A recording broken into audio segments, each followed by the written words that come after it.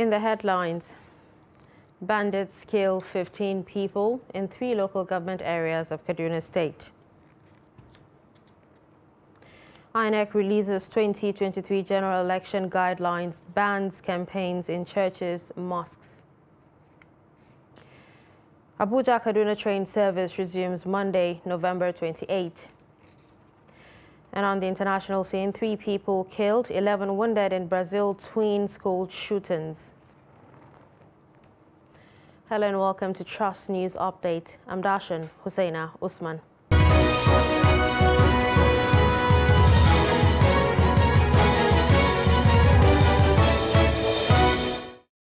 Now the news in detail. Residents of Gidangoga community of Maradun local government area in Zamfara state say they have been living in fear because the terrorist kingpin Bello Turji has imposed a levy of 20 million naira on them to pay or face attacks. With the deadline of the payment of the levy to Bello Turji is set to be on Sunday, 27th November, residents of the Gidangoga community are still struggling to raise the levy to avoid being attacked. A resident who left the troubled community said since he has no money to contribute to the 25,000 he was asked to pay to the community for the payment of the levy, he decided to leave with his family to a relatively safe environment. Reports say many residents of the community have since fled to other places, leaving only few people whom they say may not be able to raise the 20 million naira for Turji. When asked if they have reported the matter to the security agents, the residents say that they did not report to security agencies because they are aware of the current security challenges in the troubled area. Still on security, Zamfara State Police Command says its tactical operatives in collaboration with vigilantes have rescued 6 abducted women and a 1-year-old child in Zurmi local government area of Zamfara State. A statement issued by the command's public relations officer, Muhammad Shehu Inguso, said the police tactical operatives acted on intelligence regarding the abduction. It said the police operatives mobilized to the location where a search and rescue operation was conducted along Zurmi-Jibia axis, leading to the unconditional rescue of all the victims unhurt. The police image maker in Zamfara State said the victims were taken to the hospital for medical check, debriefed by the police detectives and handed over to their families. The Commissioner of Police, CP Kolo Yusuf, while commending the police operatives and vigilantes for the successful rescue operation, congratulated the victims for regaining their freedom and reiterates the command's continuous determination to rid the state of criminal activities and apprehend criminal elements. Suspected bandits have killed 15 villagers in 3 local government areas in Kaduna State. 11 residents were killed in Giwa local government area, while 2 were killed each in Kajuru and Bernangwari local government areas. The attack in Giwa, where 11 people died, happened on Friday evening, but details of the incidents remain sketchy at the time of filing this report. However, the Commissioner for Internal Security and Home Affairs in the state, Samuel Arwan, confirmed the killings. In a statement issued on Friday, Arwan noted that the state government sent its condolences to the families of the victims. With the 2023 general elections 3 months away, the Independent National Electoral Commission has released its guidelines for the conduct of political activities. The Commission, in a 6-page document titled Conduct of Political Rallies, Processions and Campaigns, prohibited the use of abusive language and hate speech, as well as campaigns and political rallies in places of worship. It also stated that no person attending a political rally, procession or campaign should be in possession of any offensive weapon. The only people authorized to carry arms at such events, according to INEC, are police officers or members of security agencies who are specifically posted to be present at the respective political rallies or processions. The Commission mandated political parties to submit a notification of the schedule of their campaigns, stating the date, time, venue, agenda, and list of members of the organizing committee and police approval within the jurisdiction of the campaigns within a minimum period not later than 10 days to the commencement of their campaigns. federal government says train services on the Abuja-Kaduna route rail line will reopen on Monday. Spokesman of the Nigerian Railway Corporation, Yakub Mahmood, disclosed this to our correspondent on Saturday. He said ahead of the resumption on Monday, the NRC will release further details on the operations on Sunday to the public. Recall that the Minister of Transportation, Ma'azu Jaji Sambo, had announced the train services will resume this month. He had also said the train service will resume only when adequate security had been put in place. Some of the new security measures to be ready ahead of the resumption is the installation of real-time monitoring surveillance equipment on the corridor. Moving to education, as a result of the face-off between the Academic Staff Union of Universities and the federal government of Nigeria, members of ASU at the Federal University Lafia in Nasarawa State on Friday grounded academic activities in the institution to show its displeasure with the situation. The union members also demanded the immediate sack of Minister of Labour and Employment, Chris Ngige, during the peaceful protest it staged. The report.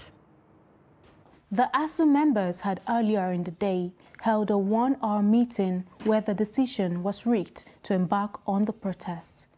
Addressing journalists shortly after their demonstration, chairman of ASU in the institution, Adam Al-Amin Abdullahi, explained that they decided to organize the peaceful protest to demand for Ngige's sack, owing to the fact that they were paid half salaries for the month of October. He decried the minister's deliberate refusal to pay them their 8 months' outstanding salaries since the union declared an indefinite industrial action in February. Abdullahi, however, cautioned that if the current crisis between the federal government and the national body of the union is not urgently resolved, it could cause a bleak future for the Nigerian youth. We are protesting against the pro rata salary our members received in the month of October. We are telling the government to pay our withheld salaries now. We are also using this medium to tell the government to sack the Minister of Labour and Productivity for his handling of the ASU strike and the effect of that strike on the Nigerian educational system. We want to tell the government, the president, to recall the announcement of the Minister of Education himself saying he has failed. I want to tell the world that the minister also has failed. We are saying pay our withheld salaries. Members of the union who carried placards said that they boycotted lectures to show their displeasure. The situation is very worse. Sometimes dress went for lectures, no lectures, come back, dress again. It's almost getting out of hand now. We don't know what to do. I think it's time now the government should hear what the lecturers need. Well, I feel very, very bad because I have been in school for the past 3 weeks now and there's no lecturers to teach or take us on any course, and that's very, very bad. We hope that the government understands with them and settle everything so that, because our calendar says we are going to be writing an exam by March and there's no lectures on that. Some students of the university expressed concerns with the lingering crisis between the FG and ASU and appealed that the issues should be resolved as soon as possible in order for them to continue their studies. Still on education, the Academic Staff Union of Universities Federal University Gusau chapter has given the federal government till 31st December 2022 to address to their demands, or they would withdraw their services. It gave the ultimatum during a peaceful protest against the federal government's decision to pay them pro rata salaries in October. The report.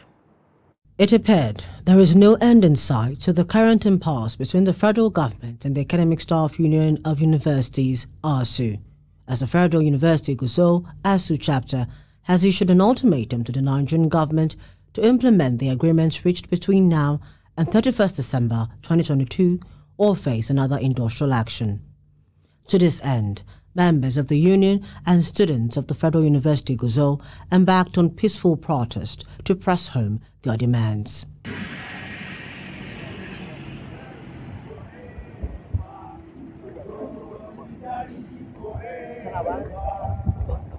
One of the students who spoke with journalists appealed to the federal government to look into the demands of ASU to prevent another strike, which he said will have a devastating impact on them. For the fact that they've embarked on strike based on injustice or maltreatment from the federal government, they should consider it and give them what they are demanding for. Because if everything was okay, they wouldn't have gone on strike. Now we have stayed home for over 7 months and we have resumed school now. Still yet, they have not settled these people. Now we have resumed school. They are prompting them to go on strike again just because they've not paid their complete money. The federal government, if they value education and they value us as a citizen, they should listen to our lecturers and pay off their money. The registrar, Ali Yusafi, who received the protesters on behalf of the Vice-Chancellor, assured them that he will convey their message to the authorities concerned. The management is quite aware of the plan by the national body of ASU to stage this protest at various local branches. And like it has been said, today is the day for Sokoto zone, and we cannot be out of it. We have to take part. Now, it is really unfortunate that the federal government has maltreated ASU in the highest order. Because in the history of ASU struggle, there has never been a time when salaries of Vice Chancellor downward were stopped.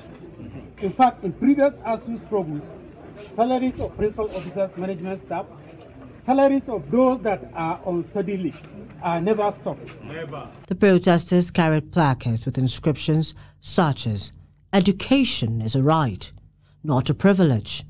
Education is for all, not for selected few. The country is meant for all, not just for the rich," amongst others.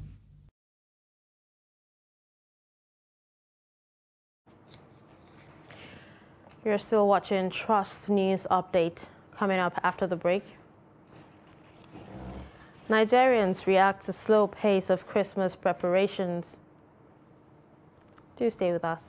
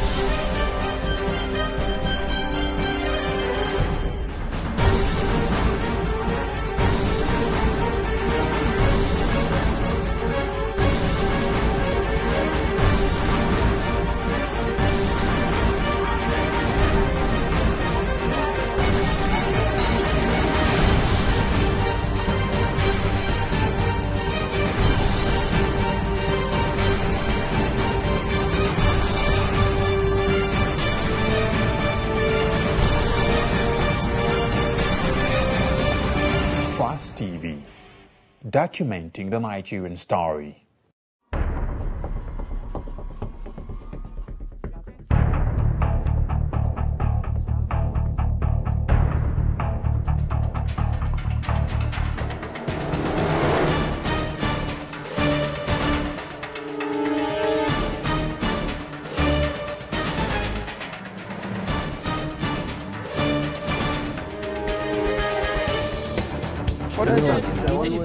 That's great.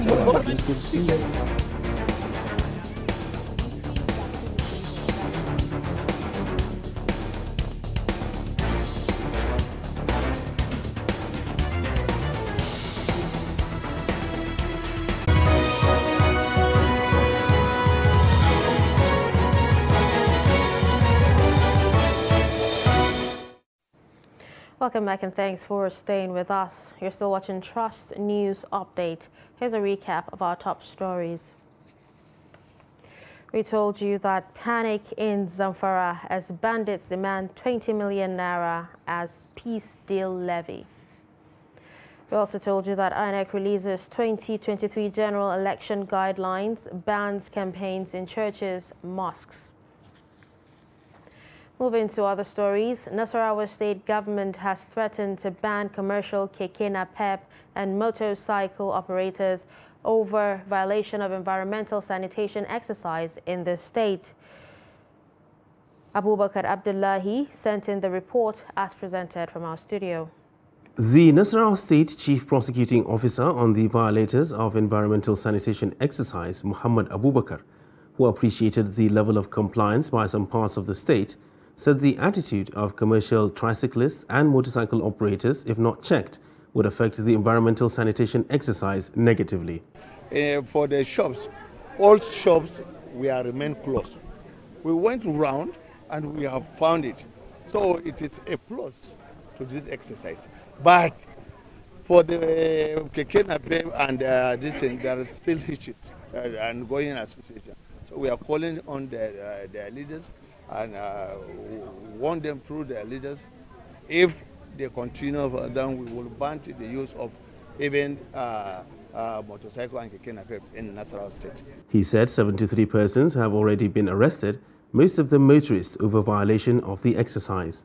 The Chief Prosecuting Officer explained that those arrested were prosecuted before a mobile court and sanctions meted upon them based on the gravity of their offences. Nasarawa State Commissioner for Environmental and Natural Resources, Yakubu Kwanta, described the level of compliance as impressive and attributed it to the support from security agencies, traditional rulers, the media, as well as the inspection team from the ministry. And because of high degree level of enforcement that we're embarking on, you know, there is a very serious collaboration with the security apparatus. The Nigeria Police and other sister agencies are really collaborating with a view to seeing that our enforcement see the light of the day, and we're getting results. The Commissioner commended the residents, especially shop owners, for clearing drainages around their environment, adding that such efforts have reduced the impact of the 2022 floods in the state. He also disclosed that the state government, in collaboration with the World Bank, has embarked on massive construction of drainages to address ecological problems in some parts of the state. Artisans are starting to experience increased demand for their skills, products and services from consumers and clients as the festive season sets in. For many of these artisans, the capacity to meet up with these demands is simply not there due to a number of factors. Trust TV's Aisha Salihu reports about how artisans struggle to keep up with demands of the festive season. As the festive period lurks around the corner, most people take a break to relax and celebrate the end of the year. By contrast, the weeks leading up to the festive periods are said to be the most busy ones for artisans. Every Christmas time, you see different consumers, your customers, they will come and patronize you. They'll buy ready-made clothes for their Christmas occasion, for wedding, for birthday party, get-together, anniversary, and so on, and also burial too. So during season, like from November, December time, we can achieve what we want to achieve from January to November, close to December, which is a Christmas period. So the Christmas period is the time we make more money than other months. While some customers are not pleased with the work ethics of these artisans, they concede that challenges such as epileptic power supply, lackadaisical attitude to work are among factors that contribute to failure to meet deadlines and deliver on time. Every year, most disappointments. There are some people that deliver. When you give them, we deliver. But I think majority enough have learned the lesson. So as you're losing customers, you're able to continue disappointing people all the time. I think they are trying their best. But I don't know, maybe their reason is just the generator, with this power issue in this country now. And the fuel and all that things, you know, when you don't have it, you won't deliver. Because when there is no light, you'll not be able to do anything with your tailoring work or any other thing. It has to do a lot of factors. Number one can be the workload. So definitely, because everybody wants to sew a new clothes or buy something new. So these people just accept everything because everyone's looking for money. There's that. Then there's also the constant thing which for more than 20 years has always been like electricity, lack of proper equipment. So sometimes these people are forced to take in stuff and maybe outsource it. And even while they're even trying to outsource it, it's still difficult to meet up with some clientele. We all know the state of the electricity in the country. Maybe it's the issue that he needs to fight. He doesn't have light to do that. And talk about the petrol or diesel, they are all non-expensive. It boils down to the work ethic, and unfortunately, the businesses of many artisans will not grow because of reluctance to adopt right principles. Some people will simply seek alternatives if an artisan is reputed for tardiness, and such workers invariably will lose out. Aisha Salihu, Trust TV News, Abuja. With barely 1 month to the celebration of Christmas, preparations seem to be on the slow lane compared to when decorations, carols, and other harbingers of the season would have dotted the city center. Noel Sampson in this report speaks to some Nigerians on the slow pace of preparations for the 2022 Christmas celebration. The report. Christmas decoration is any of the several types of ornamentations at Christmastide and the greater holiday season. The traditional colors of Christmas are pine green, snow white, and heart red. Gold and silver are also very common, as are other metallic colors, hence the reasons for the decoration. Christmas is basically celebrating the birth of Christ for the Christians, and it's celebrated all over the world. Once it's November, people are preparing for Christmas, changing their house, buying clothes for their children, going on trip and all that. It's a celebration for the Christian, for the birth of Christ. Christ and the spirit of love, showing love to one another. I think that's what Christmas is really all about. But the preparations seem to be at a very low rate this time, unlike the other years. Well, I don't know. Maybe the state of the economy has affected the way people go about shopping for Christmas decorations and so on. So the economy might be the most important factor affecting the mood of the celebration at this moment. What makes it different from now to the previous time is the economy. Things are hard. Things are changed. Things have really changed. No money, but despite that, it's still okay. For reasons for the slow preparations, Nigerians have been urged not to let that put them down. Obviously, if you celebrate Christmas, Christmas is all about fun, and I love fun. I think everybody should celebrate Christmas. No matter what you're passing through, since it's the birth of Christ and it's salvation for Christians, don't let whatever you're passing through get to you. Just celebrate, be in the celebration mood and celebrate the birth of Christ. As Christmas celebration draws closer, people are no longer buying Christmas decoration items again, but instead they go for food items because of economic situation. Noel Sampson, Trust TV News, Abuja. Well, thank you, Noel, for that report. And with that, we'll move on to the foreign scene. At least 3 people, including an adolescent girl, were killed and 11 others wounded on Friday when a 16-year-old shooter wearing Nazi symbols opened fire on 2 schools in southeastern Brazil. Authorities in the city of Aracruz in Espírito Santo state said the shooter fired on a group of teachers at his former school, killing 2 people and leaving 9 others wounded. He then left that school, a public primary and secondary school, and went to a nearby private school where he killed an adolescent girl and wounded 2 other people, officials say.